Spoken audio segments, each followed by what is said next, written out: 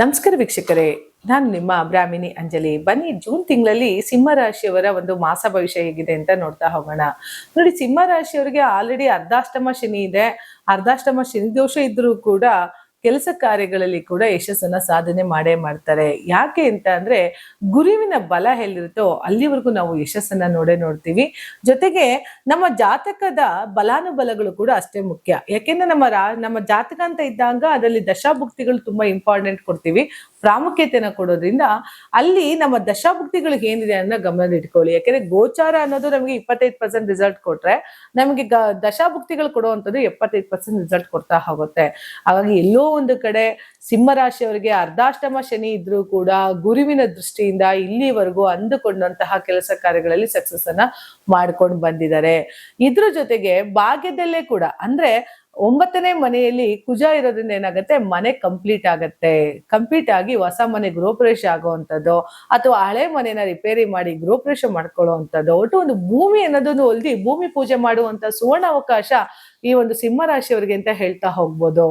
ನೋಡಿ, ಭೂಕಾರಕ ಅಂಗಾರಕ ಅಂತ ಏನ್ ಕರಿತೀವೋ, ಆ ಒಂದು ಭೂಮಿಗೆ ಸಂಬಂಧಪಟ್ಟಂತಹ ಅಂಗಾರಕನ ಗ್ರಹ ಯಾರಿಗೆ ಬಲಾಢ್ಯವಾಗಿರುತ್ತೋ ಅವರು ಉತ್ತಮವಾದ ಮನೆಯನ್ನ ಕಟ್ತಾರೆ ಅಂತ ಹೇಳ್ಬೋದು.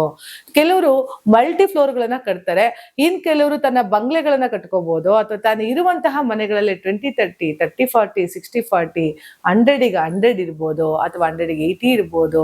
ಈ ರೀತಿ ಚದರಗಳಲ್ಲಿ ಕಟ್ಕೊಂಡು ಮನೆ ವಾಸ ಮಾಡುವಂತವ್ರು ಇರ್ತಾರೆ.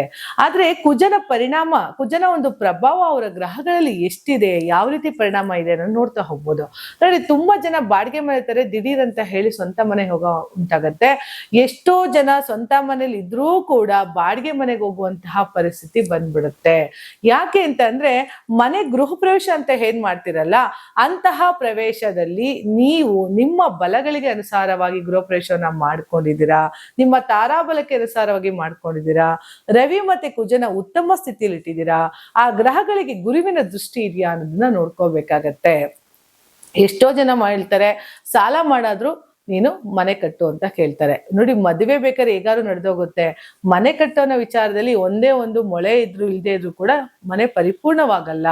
ಹಾಗಾಗಿ ಮನೆ ಕಟ್ಟೋ ವಿಚಾರದಲ್ಲಿ ಏನ್ ಮಾಡ್ತಾರೆ, ತುಂಬಾ ಜನ ಎಡವಟ್ಟುಗಳು ಮಾಡ್ಕೊಳ್ಳೋದು ಏನು ಅಂತಂದ್ರೆ, ತಮ್ಮ ಲಿಮಿಟ್ ನ ಮೀರಿ ಹೋದಾಗ ಏನಾಗತ್ತೆ, ಅದಕ್ಕೆ ಬಡ್ಡಿ, ಚಕ್ರ ಬಡ್ಡಿ, ಸಾಲವನ್ನ ಕಟ್ಕೋಬೇಕಾಗತ್ತೆ. ಆದಷ್ಟು ನೋಡ್ಕೊಳ್ಳಿ, ಸಿಂಹ ರಾಶಿಯವರಿಗೆ ಮನೆ ಪರಿಪೂರ್ಣವಾಗುವಂತಹ ಒಂದು ಸಮಯ.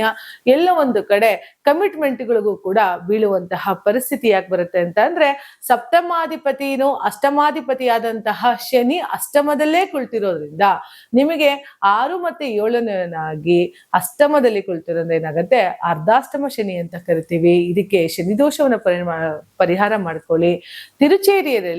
ತಿರುನಾರಿಯರಲ್ಲಿ ಶನಿದೇವ ಇದ್ದಾನೆ, ಅಲ್ಲಿ ಶನಿ ಟೆಂಪಲ್ ಅಲ್ಲಿ ಪರಿಹಾರವನ್ನ ಮಾಡ್ಕೊಳ್ಳೋದ್ರಿಂದ ಶನಿದೋಷ ನಿವಾರಣೆ ಆಗ್ತಾ ಹೋಗುತ್ತೆ. ಜೊತೆಗೆ ನಿಮಗೆ ರಾಶಾಧಿಪತಿ ಅಂದಂತಹ ರವಿ ಕೂಡ ಬಲಾಢ್ಯವಾಗಿ ಕುಳಿತಿರೋದ್ರಿಂದ ಸರ್ಕಾರದ ಕೆಲಸದಲ್ಲಿ ಪ್ರಮೋಷನ್ ಸಿಗುವಂಥದ್ದು, ಅಥವಾ ಉನ್ನತ ಅಧಿಕಾರಿಗಳಿಂದ ಯಾವ್ದಾರ ಪ್ರಶಂಸೆಯನ್ನು ಪಡ್ಕೊಳ್ಳುವಂಥದ್ದನ್ನೆಲ್ಲ ಆಗ್ತಾ ಹೋಗುತ್ತೆ ಸಿಂಹ ರಾಶಿಯವರಿಗೆ.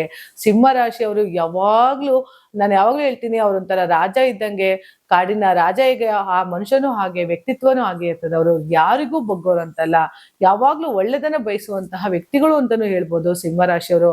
ಯಾವುದೇ ಕಾರಣಕ್ಕೂ ಅವ್ರ ಸುದ್ದಿಗೆ ಹೋಗೋವರೆಗೂ ಅವ್ರು ಯಾರ ತಂಟೆಗೂ ಹೋಗೋದಿಲ್ಲ. ಆದ್ರೆ ಅವ್ರ ತಂಟೆಗೆ ಬಂದ್ರೆ ಮಾತ್ರ ಸಿಂಹ ರಾಶಿಯವರು ಖಂಡಿತ ಬಿಡೋದಿಲ್ಲ.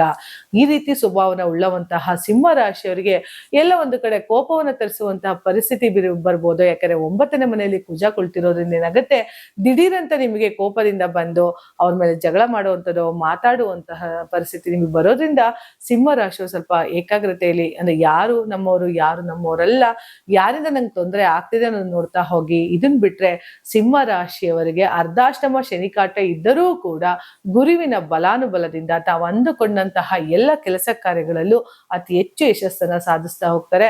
ಅವರು ಅಂದುಕೊಂಡಂತಹ ಎಲ್ಲ ಕೆಲಸ ಕಾರ್ಯಗಳಲ್ಲಿ ಯಶಸ್ಸು ಸಿಗಲಿ, ಅವರಿಗೆ ಅಷ್ಟೈಶ್ವರ್ಯಗಳನ್ನು ಕೊಟ್ಟು ಆಯುಸು ಆರೋಗ್ಯ ಕೊಟ್ಟು ಕಾಪಾಡ್ಲಿ ಅಂತ ಹೇಳ್ತಾ ನನ್ನ ಮಾತನ್ನ ಮುಗಿಸ್ತಾ ಇದ್ದೀನಿ. ಧನ್ಯವಾದಗಳು.